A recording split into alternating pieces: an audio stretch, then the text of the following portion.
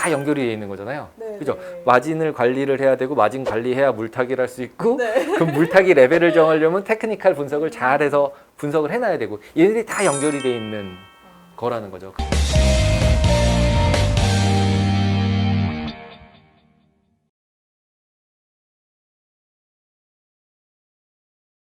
전무님께서는 이 선물 투자 상품이 뭐 장기 투자로 더 좋다고 보시나요? 단기 투자로 더 좋다고 보시나요? 저는 선물이 가장 좋은 이유는 내가 선택할 수 있다는 거예요. 그러니까 주식은 다들 이제 얘기할 때 그냥 장투해라, 네. 존버해라 이거잖아요. 아, 네. 그럼 내려갈 때 와장창 깨지면 어떡하냐 라고 얘기할 수 있어요. 네. 그리고 실제로 나스닥이나 S&P나 미국 주식 빼고 네, 네. 다른 나라 주식들을 잘 이렇게 차트를 그려보면 주가 지수 자체도 우상향으로 계속 가지 않아요.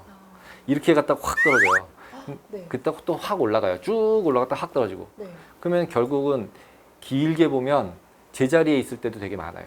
오히려 그냥 수평선. 네, 그것도 수평선이 되려면 내가 잘 분할해서 샀다 팔았다 했었어야지 수평에 있죠. 네. 오히려 그냥 가만히 있었으면 이렇게 되다가 위로 이렇게 올라간 만큼 이득일 텐데 네, 네. 사람이 이렇게 보고 있다 보면 또 이렇게 또 네. 이익을 좀 갖고 싶잖아요. 그쵸. 그러면은 또 이제 빼야죠. 또 팔고 선물을 레버리지를 자기가 관리를 할 수 있으면 존버도 할 수 있고 네. 그리고 이제 중기 정도에 맞춰서 트레이딩도 할 수 있고 그 다음에 진짜 기회가 왔을 때는 레버리지를 풀로 당겨서 확 네. 살 수도 있고. 그러니까 예를 들자면은 코로나가 터졌어요. 네. 그런데 한 2, 3일 해가지고 한 20%가 빠졌어요. 근데 과거에 이렇게 보시면 한 단기간에 20% 이상 빠진 적은 거의 없어요. 네, 거의 없어요.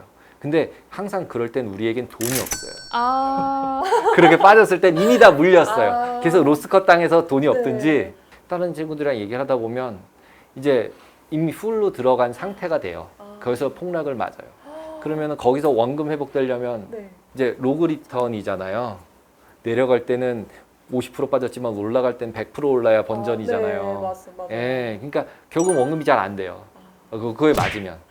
그러니까 손실이 한 번 나면 이거를 원금까지 회복하기가 실질적으로 어렵다는 어렵다는 말씀이신 거군요. 거죠. 네네. 근데 제가 그냥 개인이라면 네. 물타기 말고는 대안이 없다는 게 이제 제가 요즘 물타기. 네 밖에 없다. 그게 이제 제가 그냥 오늘 좀 말씀드리려고 했던 장기 선물 가지고 장기 투자 하려면 어떻게 해야 될까라는 게 결국은 이제 우상향하는 종목을 찾고 네네.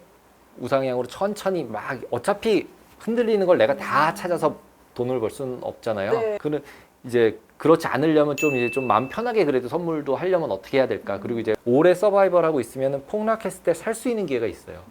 근데 보통 이렇게 갔다가 펑 내려갔을 때는 돈이 다 없어지고 마진 다 없어지고 이제 다 마이너스가 돼서 끝나면 네. 다시 올라갈 땐 돈이 없어서 사지를 리커버리가 안 되는 거죠. 근데 그에 반해서 이렇게 빠질 때 내가 현금이나 그러니까 증거금을 좀 더 잘 가지고 있었으면 많이 네. 그랬으면은 증거금 관리 잘한 거죠. 결국은 끝까지 버티고 예를 들자면 그리고 최고점에서는 포지션을 좀 줄이고 네. 그랬다가 중간 정도 되면서부터 계속 천천히 사다 보면 반대로 가더라도 버티고 물타기 계속 하는 거죠. 내가 얼마만큼 내 증거금 가지고 몇 계약 정도 빠졌을 때 얼마 정도 살 수 있나 라는 거를 고민을 해봐야 된다는 거죠. 그렇다면 레버리지 관리도 하면서 이제 물타기 전략으로 레버리지 관리한다는 게 결국 물타기 전략이나 마찬가지예요. 동일한 의미. 동일한 의미예요. 왜냐하면 증거금 관리가 안 되면 물타기 할 돈이 없어요. 그럼. 네, 증거금 관리가 안 되면 물타기 할 돈이 없어요. 그러니까 자기가 있는 현금과 네. 그 다음에 증거금과 현재 있는 포지션 3개를 잘 연결시켜서 테크니컬도 마찬가지예요. 그러니까 추세 분석으로 결국 테크니컬을 하는데 대부분 네. 그 추세 분석이 아닌 경우는 뭐 스토캐스틱이나 뭐 여러 가지 뭐 너무 많잖아요. 테크니컬 뭐 HTS에 들어가셔도 네. 그렇게 많은데 그 안에서 찾아보면은 그러니까 계속적으로 한 가지로 쓸 수 있는 거는 저는 몇 개 안 된다고 생각이 드는 거예요. 그게 결국 이제 추세 추정하는 인디케이터들이나 그리고 이제 단순해야지 그게 이제 계속 쓸 수 있잖아요. 네네. 예. 그래서 이제 저는 이제 뭐 그 가정해 보면 평균 회귀를 한다라는 가정, 그 다음에 추세 추정을 한다는 가정, 그 다음에 어차피 우리가 살고 있는 세상은 자연에 있잖아요. 그러니까 네. 자연의 이치에 맞춰져서 그냥 돌아가는 왜 이렇게 되는지는 잘 모르겠으나 결과론적으로 이렇게 돼 있는 것들을 네. 있다고 치고 있는 거는 사실로 있으니까 예를 네네. 들자면 그러니까 뭐 달팽이가 이렇게 돌아가는데 그 비율이 몇 대 몇이고 뭐 황금비 말씀하시는 그렇죠. 황금비죠. 건가요? 예. 그게 이제 그런 것도 이제 주식시장에도 차트로 다 나오잖아요. 피보나치 뭐 리트레이스먼트 네네. 그래서 그 비율대로 그냥 선만 찍찍찍 거놨어요. 그건 아무나 글 수 있어요. 오. 그리고 그거가 없는 이제 테크니컬 툴들은 없어요. HTS도 다 있어요. 그러니까 이제 그런 것들 정도만 사용하고 자기가 계속 해보는 거죠. 왜냐하면 결국 믿음의 문제거든요. 결국에는 이제 끝까지 이거는 오른다, 이거는 떨어진다, 믿음의 문제. 원래는 올라간다고 생각하고 사는 거죠. 산다면. 네네. 판다면 떨어질 거라고 생각하고 팔고. 네. 하지만 그거에 대한 믿음이 낮아지면 계속 로스컷을 해야 되는 상태들만 나오죠. 그렇군요. 예. 그러려면 또 마진을 관리해야 되고 다 연결이 되어 있는 거잖아요. 네, 그죠? 네. 마진을 관리를 해야 되고 마진 관리해야 물타기를 할 수 있고 네. 그 물타기 레벨을 정하려면 테크니컬 분석을 잘해서 분석을 해놔야 되고 얘네들이 다 연결이 돼 있는 거라는 거죠. 큰 그림을 그리면서 이제 매매를 해야 된다. 해야 된다. 말씀이신 거네요. 네. 근데 사실 아까 제가 말씀하신 것 중에 약간 좀 흥미로웠던 부분이 이게 피보나치 수열이라는 게 황금비 이용해가지고 네. 이제 매매를 하는 거잖아요. 근데 사실 선물 시장에서 그 매수 매도하는 게 그 시장 투자자들의 이제 심리에 따라서 움직이는 네. 건데 어떻게 이렇게 황금비에 딱 들어맞을 수가 있나 보네요. 한번 자세한 설명해 주시면. 한번 그려놓고 한번 봐볼까요? 여기 보시면 이게 선물 차트예요. 근데 이거를 이제 최대한 그리면은 이 정도 되거든요. 이게 코로나였죠. 네네 그쵸? 맞습니다. 여기서부터 여기까지 이렇게 보시면은 네. 28%가 빠졌네요. 와 28% 빠지고 저때 매매를 했으면 정말 뭐, 네. 뭐 여기다 쓰면 뭐 네. 따뜻하죠. 굉장히. 상당히 따뜻해 보입니다. 네, 이게 나스닥 차트예요. 나스닥 선물 그래도 제일 많이 하니까. 네. 예. 근데 여기서 과연 살 수 있을까요, 우리가?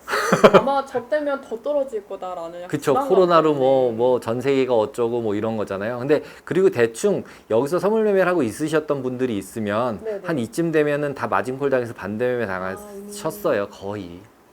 보통은 이제 이런 가정들은 10% 정도 가정을 하거든요. 그러니까 보통 저도 이제 생각할 때 맥시멈 단기간에 10% 정도 빠지는 거 정도까지는 버틴다. 10%. 예. 더 많이 더 보수적으로 하면 20%까지 정도인데 이렇게 28%까지 가시면은 이거는 올인이죠. 이미 이제 이미 올인이죠. 예, 끝난 상태가 되죠. 선물 같은 경우로 하면. 그러니까 이제 제가 그래서 개인의 성향에 따라 다르다고 말씀을 드리는 게 그런 부분들이에요. 그러니까 나는 30% 빠져도 절대 안 깨지련다. 또는 20% 빠지는 데까지는 안 깨지련다. 이런 게 이제 있는 거죠. 그래서 좀 아까 말씀드리려고 했던 이제 피보나치 같은 경우 이렇게 그려보면 이렇게 선이 그냥 간단해요. 선 찍찍찍찍 위에 있거든요. 그러면 이렇게 보시면은 이렇게 여기까지밖에 없다고 가정을 해서 이렇게 보시면 네네. 이렇게 선들이 많이 모여지는 구간들이 있어요. 그러니까 선에 많이 만나는 구간들 예를 들면 그러면 지금 같은 경우로 보시면은 한 이쯤 그렸다고 가정을 해보면 네네. 이런 데 계속 딱딱딱딱딱 계속 부딪히죠. 약간 저항하는 듯한 그렇죠. 느낌으로 예. 이렇게. 그리고 여기도 저항하는 느낌이 이렇게 있고요. 그죠? 네네. 여기를 못 뚫죠. 계속 이거 따라서 움직였네요. 그러면은 여기 밑에서는 어땠나도 생각해 보면 그런 부분들이 걸려요. 여기도 그냥 이렇게 그려놓은 건데 여기서 맞고 그러잖아요. 그죠? 네네. 그래서 이제 실질적으로 피보나치 같은 경우는 이런 내가 어느 구간에 있을 때 네. 요 레벨 정도가 되게 크리티컬하게 한지 안 한지를 생각해 보는 거고요. 그리고 이제 이 차트에서는 이제 오른쪽으로 못 가요. 네. 근데 이제 여기서 보시면 사람이 이제 이쪽 과거는 과거고 지금 우리가 알고 싶은 건 이쪽이잖아요. 그쵸. 미래를 알고 싶은 거죠. 그쵸. 네. 여기가 알고 싶잖아요. 네, 여기가. 맞습니다. 여기가 알고 싶으니까 그러면 여기를 알고 싶을 때는 특히 지금처럼 이렇게 신고점을 베끼고 나면 네. 넘어가고 나면 선을 그을 곳이 없어요.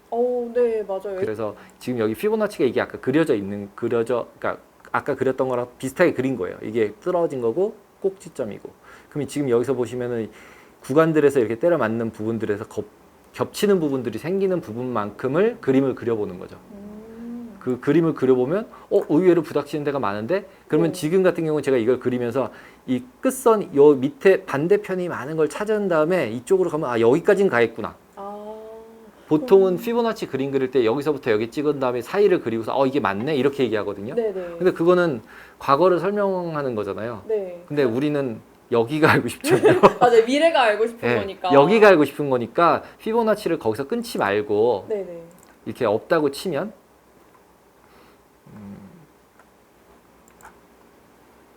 여기서부터 이렇게 그림을 그려보면서 가보는 거죠. 이제 이 선들이 움직이잖아요. 따라서 이렇게요. 네네. 그죠? 그러면은 여기서 어디가 제일 선이 많이 부닥쳤나를 보는 레벨을 이렇게 거보는 거죠. 그러면은 아 이쯤 되면 저 녹색 선이 대충 부닥치잖아요. 네네. 그죠? 여기 사이가 우와. 그쵸? 그러면은 한 여기까진 가겠네? 이렇게 하고 그림을 그려서 보면은 더 갈 수도 있는. 그렇죠. 게 더 올라갈 수 있는 레벨이 어디까지 와. 갈지는 버틸 수 있는지는 해보는 거죠. 그럼 이거 잘못하면은 여기가 지금 얼마인가요? 여기 있을 때부터 안 보이는데 16,600? 여기서 잘못하면은 1,000은 더 올라갈 수 있겠네. 잘못해서 쇼치면 안 되겠네. 그러니까 지금 지난번에 이렇게 과거에 채널 같은 경우 제가 좀 이따 말씀을 드릴 건데 선긋기. 네네. 선긋기도 너무 개인에 따라서 선이 맘대로 그릴 수 있어요.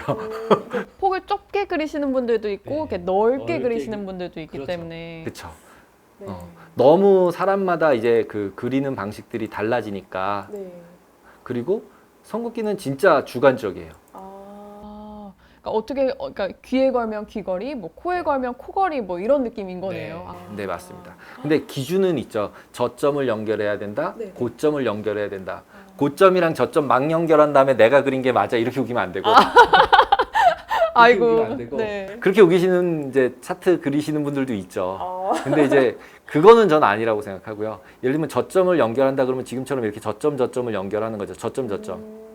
그 저점 뭐 이렇게 이런 식으로. 예.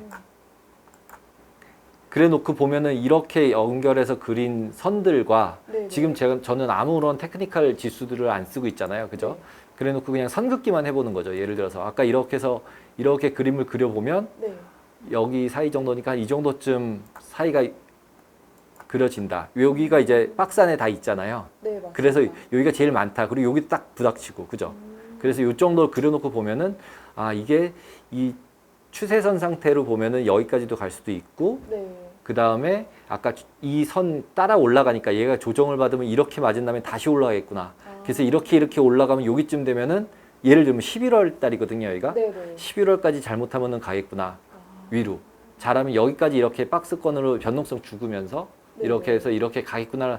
이제 안 보이지만 추측을 해볼 수 있다는. 네, 스스로 거죠. 추측을 해보는 거죠. 이렇게 가서 이렇게 갈 건지 아닌지 이런 걸 이제 추측해 보는 거죠. 그래서 이제 테크니컬로 선긋기랑 그 다음에 피보나치 같은 경우 이런 식으로 저 같은 경우는 이용을 해서 뒤를 그려보고 싶어요.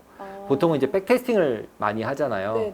근데 백테스팅은 요즘은 이제 알고리즘 트레이딩이 너무 많아졌어요. 그리고 인공지능도 있고 네. 그래서 똑같은 패턴들이 나오기 시작을 하면 그거를 따라서 미리 움직이는 기계들이 너무 많아졌기 때문에 저는 이제 그 인간은 인간답게 그냥 매매하는 네. 사람들이 있을 거고 기계에 따라가는 사람도 네, 있을 거고. 기계를 가지고 이제 알고리즘 트레이딩 하는 사람들이 있는 거고 또 차익거래 하는 사람들도 있는 거고 그다음에 하이 프리퀀시라 그래서 이제 네. 우리가 그냥 막 호가에 대고서 그냥 때려서 살 때 있잖아요. 대놓는 사람들도 있고 네. 그걸 이용해서 돈을 버는 사람들도 있는 거고 근데 그건 다 기계예요.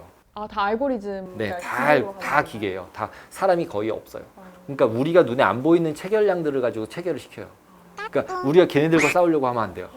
그 기준에서 맞춰진 거를 계속 그려놓고 이게 내 기준대로 계속 가고 있는지 안 가고 있는지 그리고 이런 식으로 돼 있으면 제가 아까 여기서 혹시 잘못해서 빠진다면 계속 여기까지 빠질 수 있는 거고 그거를 뚫고 내려가면 더 빠지면은 여기까지 빠질 수 있는 건데 내가 그러면 여기까지 아까 증거금 말씀드렸잖아요. 네네. 이만큼 빠지면 내가 증거금이 얼마가 필요하지? 현재 있는 포지션을 가지고 그럼 여기까지 빠지면 증거금이 얼마가 필요하지? 이런 거를 이제 스스로 계산을 해보는 거죠. 그 다음에 이제 기초 자산을 지금 이건 나스닥만 그려놓은 건데 S&P로 해도 되고 러셀로 해도 되고 뭐 달러로 해도 유로로 해도 되고 예누로 해도 되고 뭐 니케이로 해도 되고 뭐 바꿔도 맘대로 되잖아요. 네, 맞습니다. 그러니까 자기가 좀 언더라인을 안다라고 하는 언더라인을 가져하라는 게 이제 처음에 기초 자산 말씀을 드렸던 거고 그래서 그런 부분을 그래서 오른쪽을 그려봐라. 그래서 어디쯤까지 갔을 때 내가 버티고 끝까지 있을 건지 를 미리 설정하는 거죠. 그래서 여기서 계속 올라가는 추세에 있는 거니까요. 여기는요. 그죠? 네네. 네. 그래서 이제 여기서 추가적으로 이제 인디케이터들을 쓰게 되면 보통 이제 그 무빙 에버리지들을 많이 쓰잖아요.